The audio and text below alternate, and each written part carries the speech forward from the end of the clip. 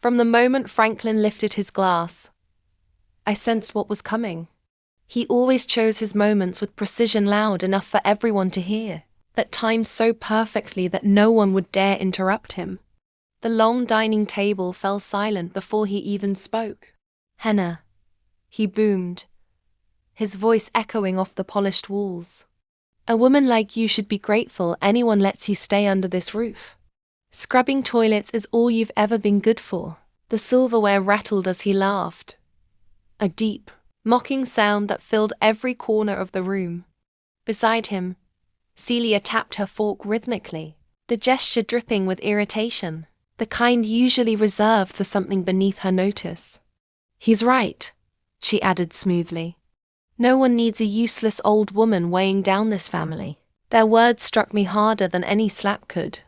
I instinctively looked toward my son, Josh, my only child, the boy I raised alone for years.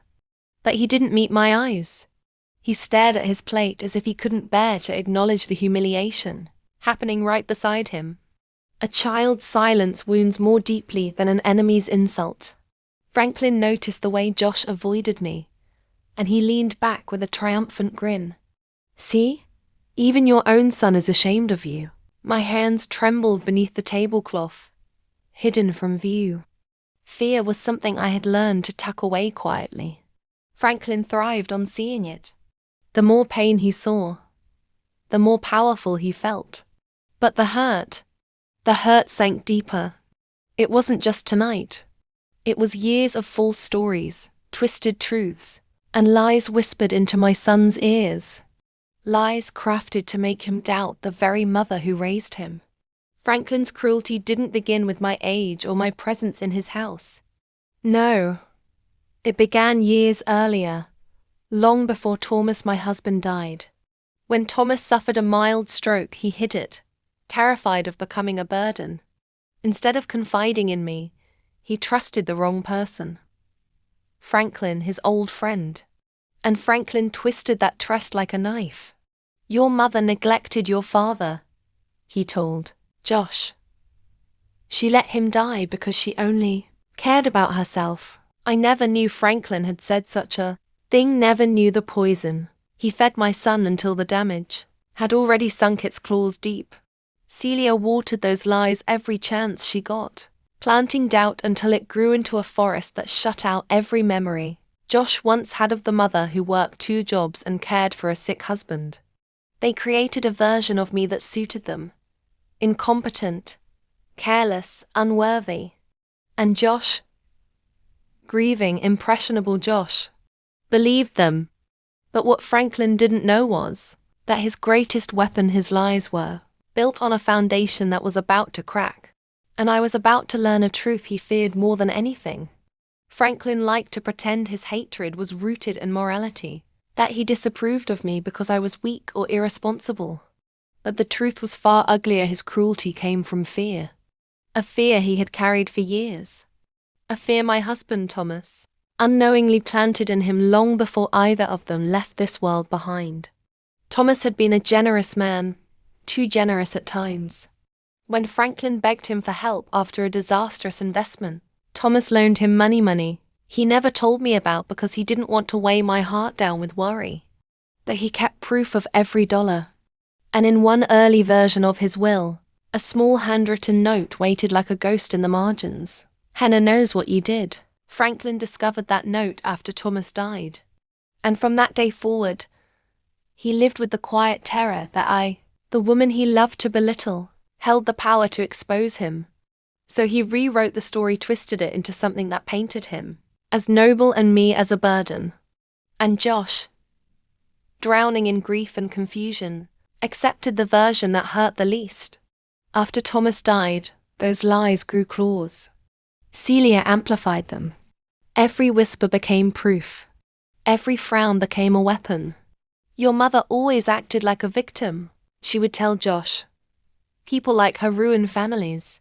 And with each passing month, the image they carved of me replaced the memory of the woman who raised him, cooking meals at midnight after long shifts, teaching him to read, holding him through every fever. Their version was easier to believe. Mine required remembering love, sacrifice, and truth things grief often buries under guilt. The night Franklin's torment reached a new peak was the first time I felt something shift inside me. This house loses value every minute you're in it, he spat, glaring across the table. You make our family name look filthy. Celia chuckled at his side, not out of humor but satisfaction. Cruelty was her favorite language, and Franklin spoke it fluently. No one else moved. No one defended me. Not even Josh. I whispered his name, hoping to reach some part of him untouched by lies. But he kept his gaze low, jaw clenched, trapped between loyalty to truth and the two people who had molded his thoughts for years. In that moment, a realization settled over me, not in anger but in clarity. They didn't just want me submissive. They wanted me erased. His insults no longer shattered me the way they once had. Instead, they sparked something inside me. Something small but steady. Something that whispered, "You don't have to break." And that night, for the first time, a new seed took root, quiet, hidden but determined. A seed of resistance. But Franklin's cruelty was only the beginning, because the next morning, he unveiled new rules. Rules designed not just to humiliate me, but to strip away the last pieces of my dignity. The morning after that humiliating dinner, Franklin didn't wait long to remind me who he believed controlled the house. He barged into my room without knocking, a jangling ring of keys in his hand and triumph on his face. New rules, he declared. Before I could react, he reached behind the door, plucked my room key from the lock, and slipped it into his pocket with a smirk. You don't need privacy. People like you only get into trouble behind closed doors. It wasn't about safety. It wasn't about rules. It was about dominance, taking away the last small corner of the world that still felt like mine. At lunchtime, Celia placed a cold plate of leftovers in front of me, scraped from the bottom of their pans. Eat, she said casually. That's good enough for someone your age. Across the table, she and Josh ate a fresh, steaming meal. I said nothing. Celia watched me with that familiar tilt of her chin, the look of someone who thrived on knowing she could take more from me whenever she wished. You should be grateful we let you eat at all, she added. Franklin thinks we're wasting money feeding you. She laughed lightly, as if starvation was a joke. Later that day, I carried my laundry toward the machine in the garage, one of the few tasks that gave me a sense of self. But Franklin appeared in the doorway, blocking the path like a guard dog. No, he barked. You do not touch the washer. Electricity costs money. Without warning, he snatched the basket from my hands and overturned it, letting my clothes scatter across the cold concrete. I'll decide when your things get washed. Stop making messes. He walked away, leaving my belongings in a heap, another piece of dignity crushed beneath his heel. Moments later, Celia appeared, stepping over the pile as if it were trash. Why do you keep trying? She asked. You're old, slow, useless. People like you aren't meant to live, they're meant to fade. She leaned closer, breath touching my cheek. Sometimes I wonder why you're still alive. What purpose could you possibly have left? Her words sank into my bones, not sharp like a blade, but corrosive like acid, eating slowly, quietly. But the deepest cut came next. Josh has wanted you out of his life for years, she whispered. I'm the one who convinced him to let you stay. You should be thanking me on your knees. The confidence in her voice chilled me. She believed it. And maybe, just maybe, Josh did too. That night, I found my son in the living room. His face was dimly lit by the glow of his phone. Josh, I whispered. Please, we need to talk. He didn't look up. I'm busy, Mom, but I sat anyway. I never neglected your father, I whispered. His head snapped up, eyes blazing. I don't want to hear it, and my heart cracked. But nothing could prepare me for what came next, because Franklin wasn't done breaking me. His next act would be staged in public. and designed to destroy whatever was left of my dignity. Franklin's cruelty rarely stayed contained within the walls of the house.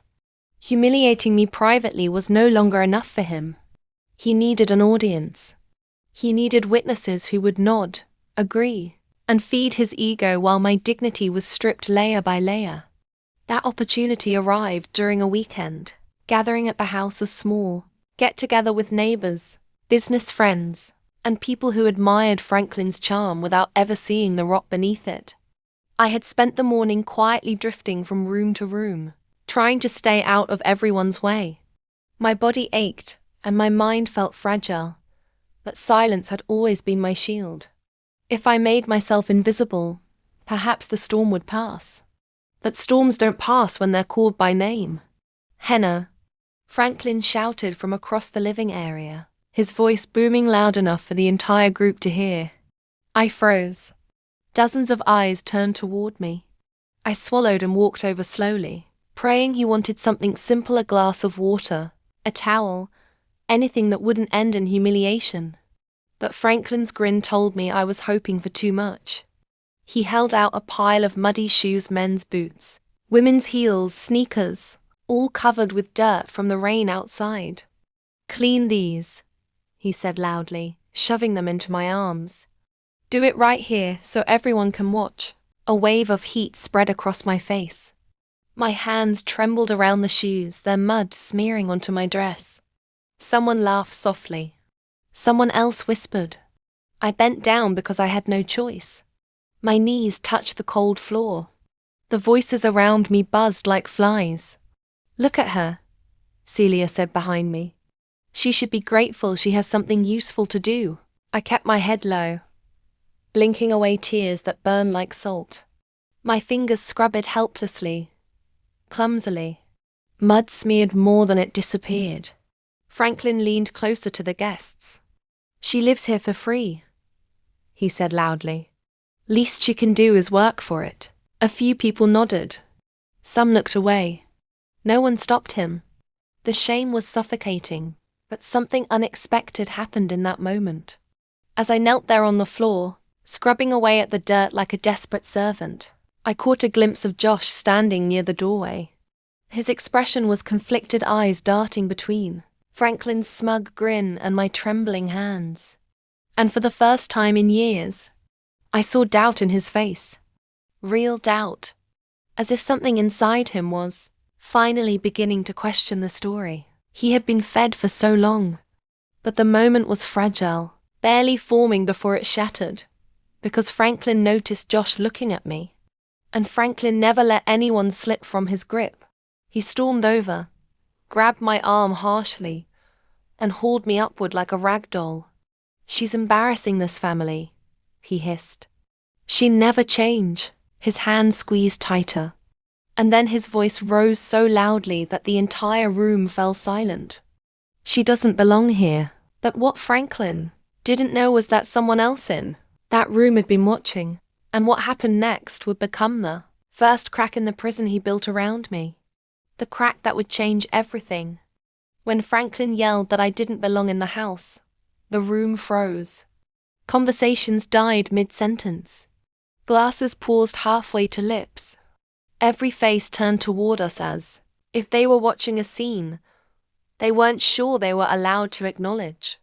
But one person stepped forward. Mrs. Alma, the elderly neighbor who'd known Josh since he was a little boy, tightened her grip on her cane and pushed her way through the crowd with surprising strength. "That's enough," she said sharply. Her voice cut the tension like a blade. Franklin stiffened, clearly taken aback. He was used to worship, not resistance, especially from someone like Alma, quiet, gentle, and usually invisible at gatherings. She looked directly at him, her eyes fierce. "I've watched this woman raise her son alone. I saw her walk miles to work. I saw her care for Thomas when he fell sick. And I've watched you too." She glanced at Celia. "Twist this family into something cruel." The room erupted with whispers. Franklin tried to laugh it off. "Old woman, you don't know what you're talking about." "I know enough," Alma interrupted. And I know Henna deserves respect. Much more than she's been given. Celia scoffed loudly. You don't understand what she's put us through. Alma turned to her slowly. The only thing she's guilty of is trusting the wrong people. My chest tightened. No one had defended me like that in years. But the moment wasn't over. Because Josh, my son, was staring at Alma with widened eyes. Then he turned to me, really looked at me for the first time in what felt like forever. Is it true? He whispered. Were you the one who took care of Dad the most? My breath caught. Slowly I nodded. I never left his side, I whispered. Not once. His face crumpled with confusion, regret, and something deeper. Something I had prayed to see again. Recognition. Franklin saw it too, and panic flickered across his face. You don't believe her, do you? He snapped. She's manipulating you. But Josh didn't turn away this time. He stepped closer to me. Mum, what really happened to Dad? Franklin exploded. Enough. I will not let her poison your mind. He lunged toward Josh, but someone else grabbed his arm. One of his own friends. A man who had been silent until now. Franklin, he said firmly. Let the boy speak. The room shifted. The atmosphere changed. For the first time, Franklin was not the strongest voice in the house. Josh swallowed hard, eyes fixed on me. Mom, tell me everything. And in that moment, after years of silence, humiliation, and fear, I felt something inside me finally break open. Not in pain, but in freedom. And that night, for the first time, I began to tell my son the truth, every secret, every lie, every wound. What he learned didn't just change him. It rewrote everything he thought he knew about our family.